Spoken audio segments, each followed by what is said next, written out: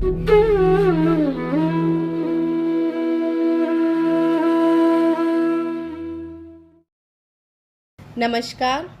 मैं शून्य ज्ञान मार्ग के शून्य बोधिसत्व में आपका स्वागत करती हूँ। यह एक अवसर है जीवन से अज्ञान का नाश करने व जीवन को शांतिपूर्ण और आनंद में जीते हुए मुक्ति को प्राप्त करने का। त्रिदिवसीय कार्यक्रम ज्ञान मार्ग का एक संक्षिप्त रूप है। त्रिदिवसीय कार्यक्रम में 3 तरह के ज्ञान, पहले दिन आत्मज्ञान, दूसरे दिन माया का ज्ञान और तीसरे दिन ब्रह्म ज्ञान, तीनों तरह के ज्ञान का संक्षिप्त परिचय है। इन तीनों तरह के ज्ञान को मूल ज्ञान भी कहते हैं। आज त्रिदिवसीय कार्यक्रम का पहला दिन है और आज का विषय है आत्मज्ञान। मेरे साथ हैं प्रिया सिंह। त्रिदिवसीय कार्यक्रम में प्रिया सिंह, आपका स्वागत है। धन्यवाद। त्रिदिवसीय कार्यक्रम के विषय आत्मज्ञान से शुरू करने से पहले मैं आपसे पूछना चाहती हूँ, क्या आप कभी अपने जीवन में किसी अध्यात्म से या किसी गुरु से या किसी मार्ग पे आप पहले से जुड़ी हुई हैं? हाँ माँ, मैं पिछले 3 साल से ओशो की वीडियो देखती हूँ कंटिन्यू, और मैं उन्हीं से जुड़ी हुई हूँ। तो आप ओशो की वीडियो किस माध्यम से देखती हैं? मैं यूट्यूब पे सर्च करके उनकी देखती हूँ वीडियोस। तो कैसा लगा आपको ओशो की वीडियो देख के? मुझे बहुत मेरी लाइफ में बहुत परिवर्तन आया, और मैं बहुत अलग टाइप की थी, मैं बहुत ज़िद्दी थी, और बहुत सारा परिवर्तन मैंने खुद में ही देखा उनकी वीडियो सुनने के बाद, और धीरे धीरे उन्हें अपने जीवन में भी लागू किया है मैंने। और अभी उस तरह से तो ज्ञान मुझे नहीं है, लेकिन फिर भी मैंने अपने अंदर ही जो परिवर्तन देखा, तो बहुत ज़्यादा परिवर्तन देखा। तो शुरू करते हैं आत्मज्ञान से। आत्मज्ञान आपने कभी सुना है ये सब? हाँ, आत्मज्ञान का मतलब स्पष्ट तो नहीं, लेकिन मैंने आत्मज्ञान का मतलब है कि खुद के बारे में ही जानना। और मैं आपसे पूछना चाहती हूँ कि आत्मज्ञान क्या है, आप मुझे बताइए। आत्मज्ञान का मतलब होता है स्वयं के बारे में जानना, जी। स्वयं के स्वरूप के बारे में जानना, मैं कौन हूँ, यह जानना आत्मज्ञान है। जी।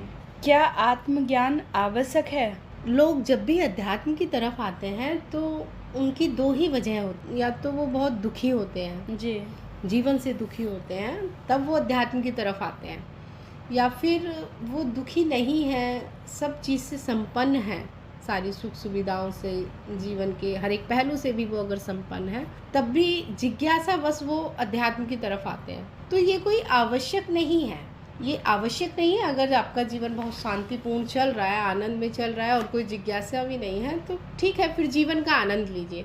परंतु यदि आपके जीवन में बहुत दुख है, बहुत कष्ट है, या एक खोज है परमात्मा को पाने की, बहुत जिज्ञासा है कि जिसको हमने नहीं जाना तो कुछ छूट जाएगा हमारे जीवन से, तब ये आवश्यक है। माँ, मेरा एक और प्रश्न है। मैं पूछना चाहती हूँ कि आत्मज्ञान होने से क्या लाभ है? आत्मज्ञान होने से, जैसे मैंने अभी बताया, सबसे पहले तो दुखों का अंत हो जाता है। दुखों का अंत होने का मतलब है अज्ञान हमारे जीवन से हट जाता है। जी। जैसे ही हमारे जीवन से अज्ञान हटता है, तो सबसे पहले हमारे जीवन से दुखों का नाश होता है, मान्यताओं का नाश होता है। जो अवधारणाएं हमें अपने परिवार से, समाज से, जाति धर्म के लोगों के द्वारा जो हमारे ऊपर थोपा गया है, उन सब से हमें मुक्ति मिल जाती है। और जब जीवन से ही दुखों का अंत हो जाता है, तो जीवन बहुत ही सुखमय हो जाता है। और ये जन्म और मरण से छुटकारा आत्मज्ञान के बाद ही मिलता है।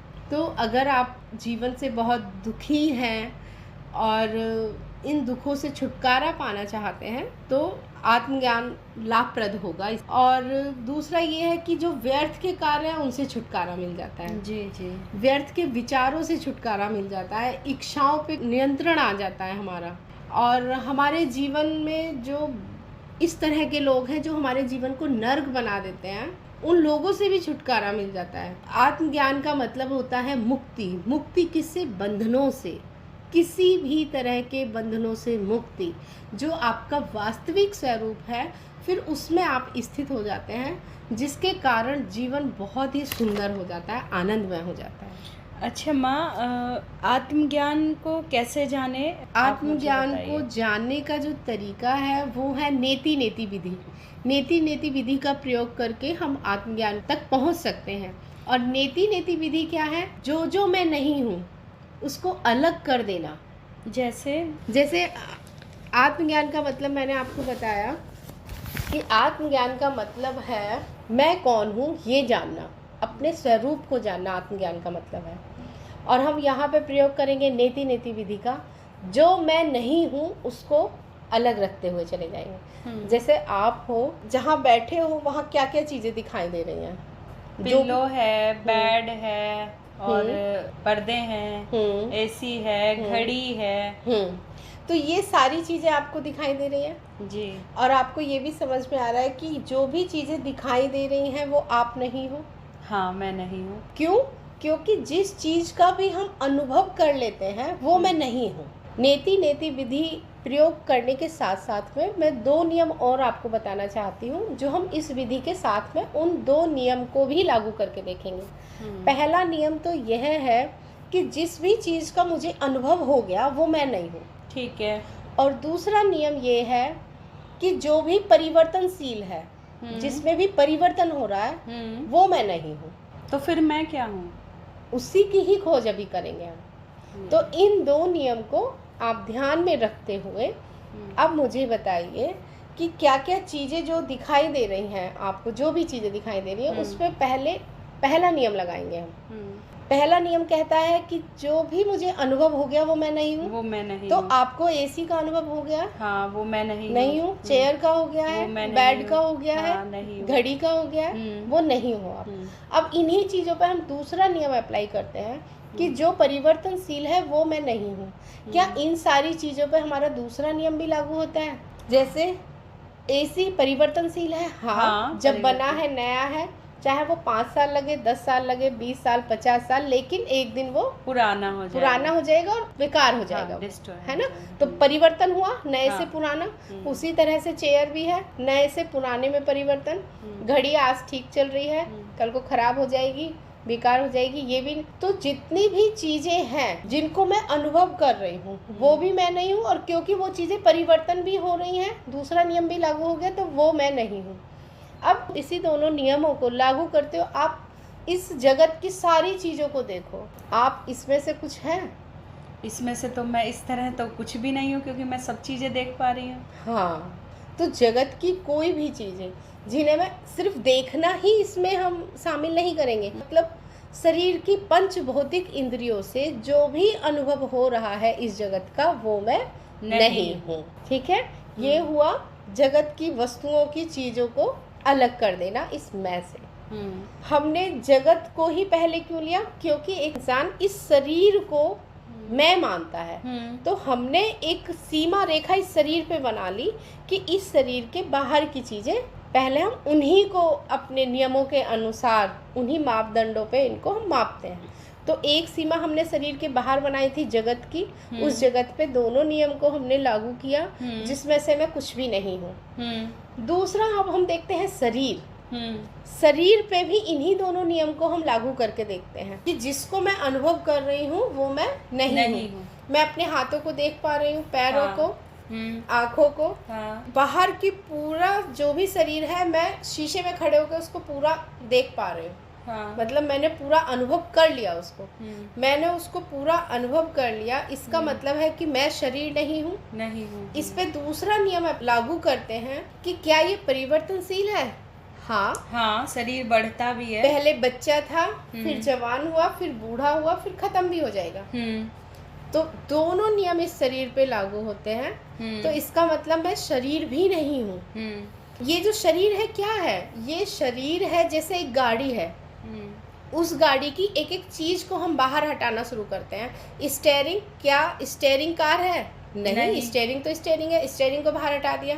गाड़ी के टायर को लेते हैं, क्या टायर कार है? नहीं। टायर को भी हटा दिया। गाड़ी के इंजन, क्या इंजन कार है? नहीं। इंजन को भी हटा दिया। गाड़ी की बॉडी? नहीं। तो जब हम उस कार के एक एक पार्ट को हम अलग रखते चले जाएंगे तो हम देखेंगे कि वहाँ कुछ भी नहीं है, वो खाली है। वो हाँ, कार के नाम पे कुछ भी नहीं है, कुछ भी नहीं है। सिर्फ इन सारे पार्ट्स का जोड़ कार है। हाँ, उसी तरह से ये शरीर है, इस शरीर का एक एक पार्ट अगर आप अलग करते चले जाओ कि हाथ मैं हूँ नहीं, सिर मैं हूँ नहीं, आँख मैं हूँ नहीं, तो उसी तरह से जब आप ढूंढोगे उस पूरे शरीर के अंदर तो मैं कहीं भी नहीं हूँ। शरीर के कुछ पार्ट के जोड़ को मिला के एक शरीर बना है, लेकिन मैं शरीर भी नहीं हूँ, क्योंकि इसमें दोनों नियम लागू होते हैं। दोनों नियम लागू। पहला ये कि मैं इस शरीर को अनुभव कर रही हूँ, अनुभव कर और रही हूँ। दूसरा ये परिवर्तनशील है। अब इसके बाद जब शरीर जगत की बात हो गई, शरीर की बात, तीसरा हम आते हैं संवेदनाएं। संवेदनाएं जो हम शरीर के अंदरूनी हिस्से से महसूस करते हैं, जैसे दर्द, दर्द होना, भूख लगना, प्यास लगना और खांसी पीड़ा होना। होना। हाँ, ये सारी हमें अनुभव तो हो रही हैं, चाहे पंच भौतिक इंद्रियों से नहीं हो रही हैं, लेकिन आंतरिक इंद्रियों के द्वारा हम तक इनकी जानकारी तो पहुंच ही रही है। हाँ, संकेत पहुंच रहे हैं। अनुभव तो मुझे पीड़ा का भी हो रहा है, हाँ, भूख का भी, प्यास का भी। इस संवेदनाओं पे भी दोनों नियम को हम लागू करके देखते हैं। पहला नियम क्या था हमारा कि जिस भी चीज का अनुभव हो जाए वो मैं नहीं हूँ, वो मैं नहीं तो हूँ। संवेदनाओं को हम अनुभव करते हैं। हाँ, तो वो भी मैं नहीं हूँ। और दूसरा परिवर्तन होते हैं। अभी पेट दर्द है, दवाई खा लेंगे, पेट दर्द खत्म हो जाएगा। हाँ, तो ये भूख लग रही है, खाना खाया, भूख खत्म हो गई। प्यास लग रही है, पानी पिया, प्यास खत्म हो गई। तो इसी तरह से संवेदनाएं भी मैं नहीं हूँ। संवेदनाओं के बाद जाते हैं हम भावनाएं। क्या मैं भावनाएं हूँ? भावनाएं भी नहीं हूँ। दोनों नियम को भावनाएं लागू करिए। परिवर्तन होती हैं। किसी से आज प्रेम मेरी है, भावना है और और कल कुछ और होगी। उस वही प्रेम हमारा क्रोध में बदल जाएगा। क्रोध से हो सकता है फिर प्रेम में बदल जाए। घृणा किसी से हो सकता है हम बहुत सालों तक घृणा करें, उसके व्यवहार के चलते फिर हमारा घृणा फिर चेंज हो जाए, ना रहे क्रोध। हाँ, है ना? तो चेंज होती है। और पहला क्या था हमारा नियम? अनुभव। जिस चीज का हमें अनुभव हो जाए। क्या हमें अपने प्रेम का अनुभव नहीं होता? हाँ, होता है। घृणा का भी होता है। हाँ, है ना? हमारी भावनाएं भी मैं नहीं हूँ। इसके आगे चलते हैं। क्या मैं विचार हूँ? विचार भी नहीं हूँ मैं। विचार भी हमारे परिवर्तन होते हैं। विचार भी आते रहते हैं। हाँ, अभी किसी चीज का सोचूं, कल किसी चीज का आ जाएगा। कल क्यों? एक क्षण अभी बाद जाए, ही एक क्षण किसी बाद चीज ही। का आ जाएगा। कभी कुछ किसी एक चीज से मैं, मेरी विचारधारा आज कुछ हो रहा है, फिर कल उसी चीज के विषय में मेरी विचारधारा दूसरी हो जाएगी। तो विचार भी मैं नहीं हूँ। क्या मैं इच्छा हूँ? इच्छा भी नहीं हूँ, क्योंकि इच्छा भी परिवर्तन होती है। और इच्छाओं को भी हम अनुभव कर सकते हैं। हाँ, बिल्कुल। आज मुझे बुलेट चाहिए और कल हो सकता नहीं चाहिए या हाँ। फिर चाहिए। अभी 2 महीने पहले मेरा बहुत मन था, लेकिन अभी मेरा बिल्कुल मन नहीं है। हाँ, तो इच्छाएं भी परिवर्तित हो गई। वो भी मैं नहीं हूँ। वो भी, और उसका अनुभव भी कर पा रहे हो। हाँ, वो भी नहीं हो रही है। क्या स्मृति हूँ मैं? यादें भी नहीं हूँ मैं। परिवर्तनशील है, क्योंकि अभी मुझे याद है और हो सकता है मुझे वो बात कल याद ना रहे। बहुत जल्दी याददाश्त भी चली जाती है क्षण भर में, तो वो भी मैं नहीं। तो स्मृति भी मैं नहीं हूँ। और स्मृति का भी अनुभव हमें होता है। हाँ, है ना? तो स्मृति भी मैं नहीं हूँ। यादें जो आज है, मुझे याद है, हो सकता है कल याद ना भी रहे। है ना? और जितनी भी सारी चीजें अभी मैंने बताई हैं, उन चीजों की जानकारी स्मृति के कारण ही तो है कि ये एसी है, क्योंकि आपने किसी से पहले सुना कि ये एसी है, ये ठंडी हवा देता है। अगर ये जानकारी आपकी स्मृति से हटा दी जाए तो आपको ये नहीं पता होगा ये है क्या, ये डिब्बा है ना? तो इनका भी अनुभव हो रहा है। तो अब जब जगत की कोई चीज आप नहीं हो, ये शरीर का बाहरी हिस्सा आप नहीं हो, शरीर की अंदरूनी हिस्सा आप नहीं हो, विचार आप नहीं हैं, है ना? भावनाएं नहीं हो, इच्छाएं नहीं हो, तो फिर आप क्या हो? आत्मा हूँ। आत्मा क्या? या बस शब्द सुन लिया? बस शब्द ही सुना है ना? जबकि कहा यह जाता है कि जो सत्य है वो अभी है, यही है, इसी क्षण है। सत्य कभी परिवर्तित नहीं होता, है ना? कहते हैं ना, जो परिवर्तन हो गया वो अनुभव है। वो जिसमें परिवर्तन है वो माया है, मिथ्या है, वो अनुभव है। एक चीज मुझे बताइए, क्या जितने भी अनुभव अभी आपको हुए हैं, हो रहे हैं अभी प्रत्यक्ष में भी, अगर वो अनुभव है तो वो हो तो रहे हैं, हाँ। किसी ना किसी को तो हो रहे हैं वो, ये तो निश्चित है कि आप अनुभव कर रहे हो। तो सबसे अच्छा नाम उसे अनुभव करता क्यों नहीं दे दिया जाए, जो सब चीज का अनुभव कर रहा है। मैं को, हाँ, इस मैं को जिसको आप पहले ये कहते थे मैं डॉक्टर हूँ, मैं इंजीनियर हूँ, या मैं प्रिया सिंह हूँ, या मैं ये शरीर हूँ, इस मैं को ही अगर हम, जिसको आप मैं कह रहे थे, मैं तो वास्तव में कहीं है ही नहीं। जब हमने एक एक चीज को निकाल के बाहर छोड़ा तो वहां पे मैं जैसा कोई चीज ही नहीं बची, लेकिन एक चीज बचा, मेरा होना बचा, मैं हूँ।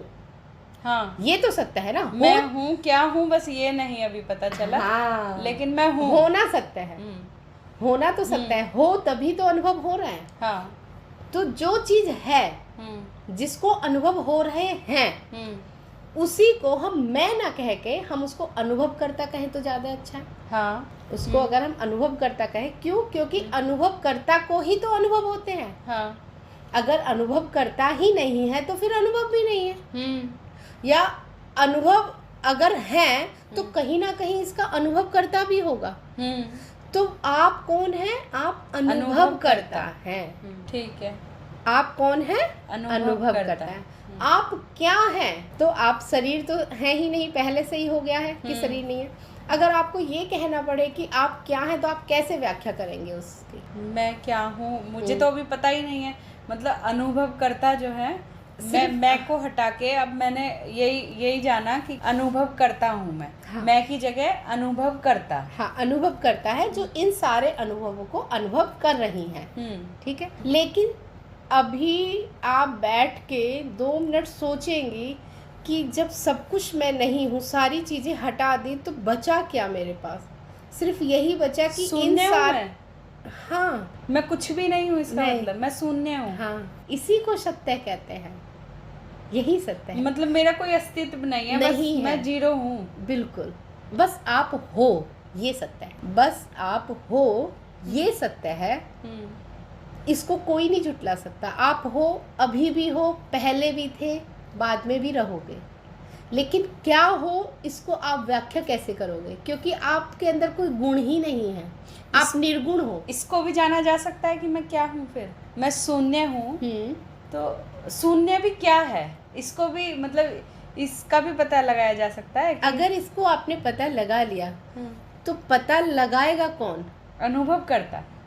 और अनुभव करता, इसका मतलब जो अभी है शून्य, इसका मतलब वो तो अनुभव बन गया। हाँ है। हाँ। क्योंकि जिस चीज को हम जान लेते हैं वो अनुभव हो जाता है। हाँ। तो अनुभव करता का कभी पता ही नहीं लगाया जा सकता।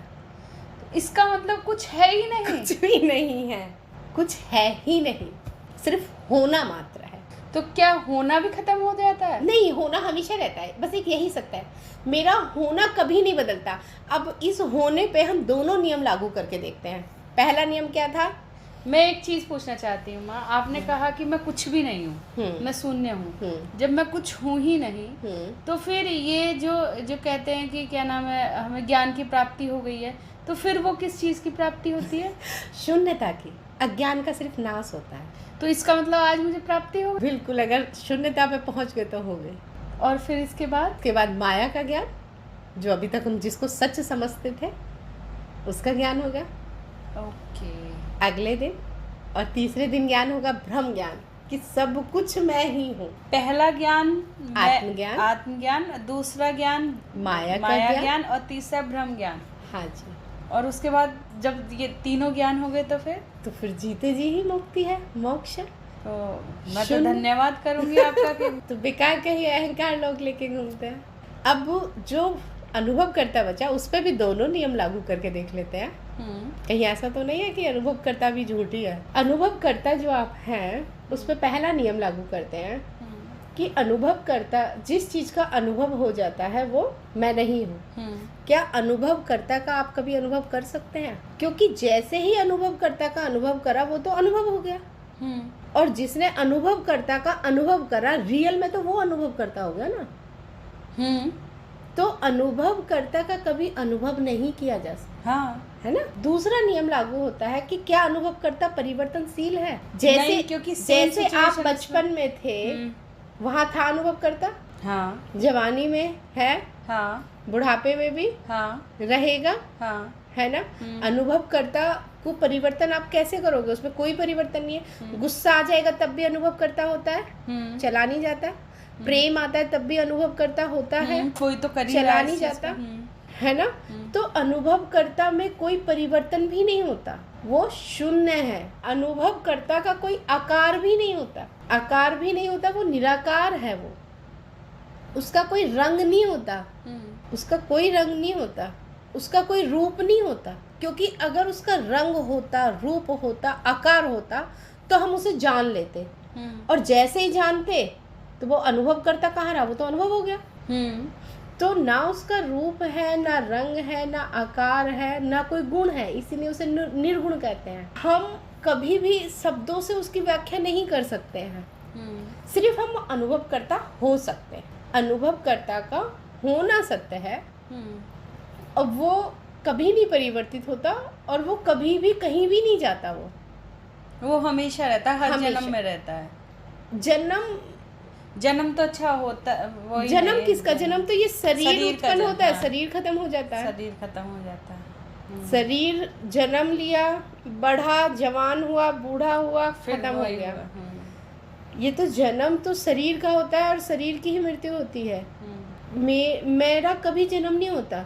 आप कैसे मानोगे कि तुम्हारा जन्म हुआ है? अभी भी जो तुम्हारे माँ बाप हैं उन्होंने तुम्हें बताया कि तुम इस डेट पे पैदा हुए, लेकिन उन्होंने किस चीज़ को बताया पैदा हुआ? इस शरीर को बताया पैदा हुआ।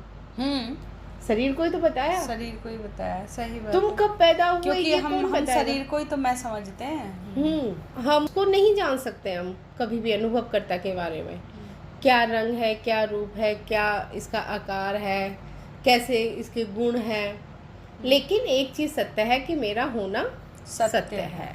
ठीक है, ठीक है। और यहीं पे ही बहुत अच्छा लगा मेरे को, बहुत।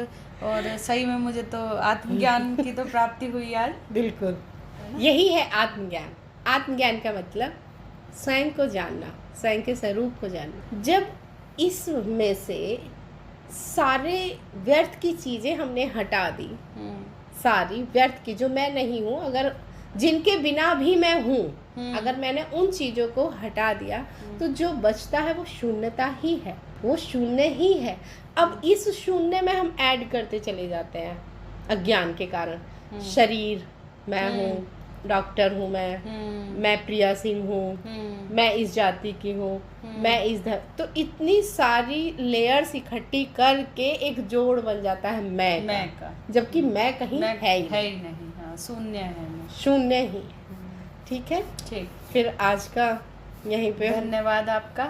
सब ईश्वर की कृपा है, गुरु की कृपा है, ये जिन्होंने आपको इस योग्य समझा कि आप वहाँ तक जुड़े। नहीं तो बहुत सारे लोग होते हैं जो नदी किनारे भी प्यासे रह जाते हैं। ठीक है, फिर आज की हम यहीं पे समाप्त करते हैं। धन्यवाद।